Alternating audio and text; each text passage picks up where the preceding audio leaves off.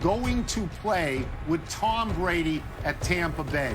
You know, when you start years and years of accumulated reps together, it just gets better and better every year. Tigers down the middle. Touchdown, fantastic. He's an unstoppable rebel force. Gronk and Tom Brady made the Patriots into who they are. Rob Gronkowski was only willing to come out of retirement to play in Tampa with Tom Brady. Tampa Bay is all in. So the Bucs this offseason became the most interesting team in the National Football League, but did they become the best? It is time for the first of this year's Ryan Clark Power Rankings. The rankings coming off of the draft here, the 5 best teams in the NFL right now. RC, go. Well, with number 5, I'm going to go to Tampa Bay, and I think people may have thought they should be number 1, but we just don't know yet. Obviously, getting Tom Brady is huge. You have Godwin, you have Evans on the outside. Having someone like Rob Gronkowski at the tight end position, now knowing that O.J. Howard would be there, will give you that 2 tight end formation or that 2 tight end lineup personnel grouping that Tom Brady loves to play with. Bruce Arians as the head coach is going to give Tom Brady a lot of opportunity to run this team. You had Antoine Winfield Jr. on the defensive side of the ball. I believe that he is going to be a star. This team is much better than it was last year, and last year they were pretty good, but they still won't beat my number 4 team, who is the New Orleans Saints. And the chemistry, the camaraderie, the family that they have in New Orleans with Drew Brees and Sean Payton and Taysom Hill. Obviously, Mike Thomas on the outside with Emmanuel Sanders now being a number 2 receiver who has number 1 talent and is valuable, will help this offense out so much.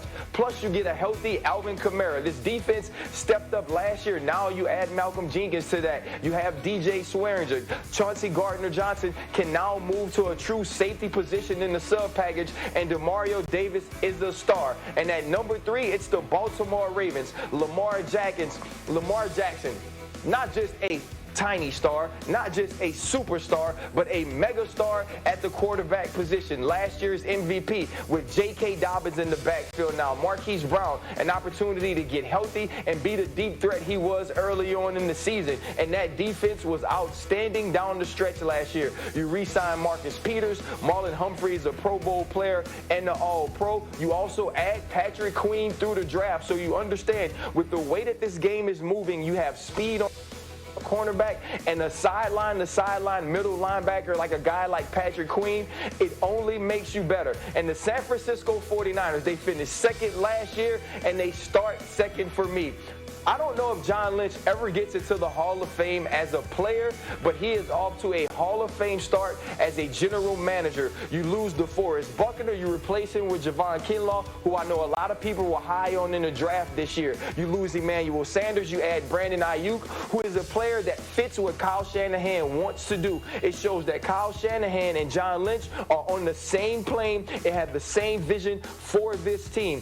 Also, you look at what they have been able to do with getting Trent Williams, who to me is the most athletic offensive tackle that this game has seen, at least in my era and in this generation. He replaces Joe Staley, so now you have that protection and you have someone athletic enough to be out in the front of some of these sideline runs for this team. And at number 1 for me, it's the Kansas City Chiefs. I didn't really care if they didn't do anything. Patrick Mahomes is their quarterback. I'm going to say it again. Patrick Mahomes is their quarterback. And then you go and you add Clyde Edwards-Helaire, who is a perfect fit for this offense to go with Damian Williams in the backfield. And they just said, we don't care if you load up on defense. We don't care if you try to stop us, because we will outscore you no matter who you are. And that's even if you're as good as the San Francisco 49ers. This year is going to be exciting. This year is going to be fun. But when the Kansas City Chiefs walk into stadiums this year, they will walk in the best team. It just has to show on the scoreboard. Outstanding. Bucs, Saints, Ravens, Niners,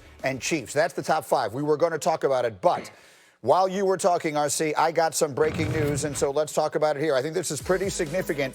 Adam Schefter is reporting the Cincinnati Bengals are releasing quarterback Andy Dalton. I'm giving you all the information I can find in my notes here. It will be almost $18 million coming off of the Bengals cap. And that's really all I have at this moment. Again, the Bengals will save themselves almost $18 million off the cap after drafting Joe Burrow #1 overall in this draft, and will release quarterback Andy Dalton, who has had a lot of very good years in Cincinnati. Louis Riddick is with us as well this morning. Let's talk about that. Andy Dalton becomes a free agent quarterback now in a market that has Cam Newton. What do you expect for Dalton out there now? Yeah, this is interesting. I mean, obviously, the conversation is going to immediately focus on the New England Patriots and whether or not, from a fit perspective, does he fit what possibly they would be looking for in terms of a veteran acquisition in the context of their offense. Maybe he does, maybe he doesn't. I don't have any intel on that, although I would only just say this right now. You know, like over the past 3 years, Andy has really struggled as far as completing above, even getting, cracking the 60% completion percentage plateau, and his yards per attempt have been down too. So, in the six yards per attempt range. Now, a lot of that doesn't, there are more things than just him that have to do with that. Obviously, pass protection, consistency of the weaponry on the perimeter, all that has to do with that. Now, but it will be interesting to see if New England does investigate this and kick the tires here, because from a profile standpoint, it would make sense from a veteran acquisition standpoint for them. All right, we just got this off of Adam Schefter's Twitter feed, and I've got Shefty live with me on the phone here. Shefty, thank you this morning. What can you tell us? Andy Dalton, we just reported the news. What can you tell us? Yeah. Listen, I think the Bengals want to go in an entirely different direction. They draft Joe Burrow #1. He's been studying the Bengals playbook. We told him last week that he was prepared to be their starter. And I think that this now tells you that Joe Burrow is square in line to become their starter. They have enough confidence in what he's picked up in the offense to become their starter, and they don't need to carry $17.7 million against their salary cap. So by releasing Andy Dalton, they clear out a lot of space, save a lot of money. And yes, you would have liked to have traded him. That would have been an ideal scenario. But clearly they never got the right offer. They never got a timely offer. And it didn't work out. Now, maybe they could have taken something before the draft. They decided not to do that. Maybe they thought something better would come along. Clearly it never did. And it worked out to where now, 1 week after the draft, they decide to release Andy Dalton. And so now we've got two separate situations. You have the Bengals setting sail with Joe Burrow, and you've got Andy Dalton on the free agent market joining the likes of Cam Newton, Joe Flacco, any other quarterback that's out there. And once again, as we've talked about throughout the entire offseason, the supply of quarterbacks exceeds the demand for quarterbacks. Most teams have filled their positions. When we look around the league, people still look at New England and wonder whether they would bring in another quarterback to compete with Jarrett Stidham and Brian Hoyer.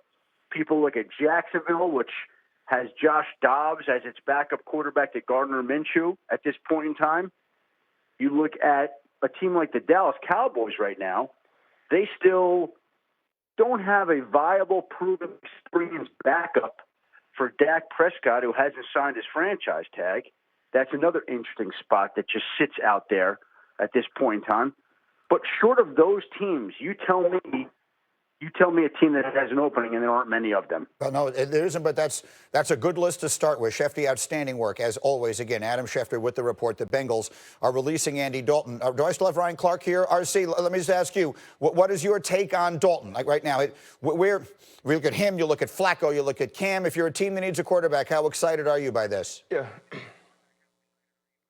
Well, I think the thing about Andy Dalton is him having enough awareness to understand where he is in his career. You heard Louis mention what's happened to him over the last 2 years. And so he needs to go to a place that's going to give him an opportunity to compete. And I think that Andy Dalton can be a very good and viable starting quarterback for one of these teams. Now, I do believe he's a bridge guy. I don't believe he's your quarterback for the years to go in the future. But right now, if you're the Jacksonville Jaguars, to me, you should be on the phone figuring out, can you get Andy Dalton, and what would be the cost? What would be the price to have him go in and compete with Gardner Minshew to be your starting quarterback? If the New England Patriots are set on Jarrett Stidham, I don't see Andy Dalton necessarily being that much of an upgrade, but the Jacksonville Jaguars are a team that should be very interested in Andy Dalton and what he wants to do going forward. And I'm just looking here very quickly. He's 32. So Andy Dalton is 32 years old, for what that's worth. Again, he has been, or being released by Cincinnati. Much more on that that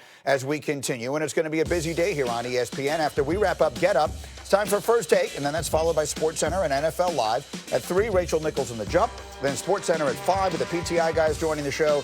And cap the day off with another SportsCenter with SVP at 11 Eastern after the game, Michigan-Ohio State from 2016. Okay, more on that as we go, and then more on this. For those old enough to remember this Michael Jordan dunk, it wasn't just the play, but the reaction that made it memorable. The top 10 most disrespectful dunks coming up next. Get Up on ESPN.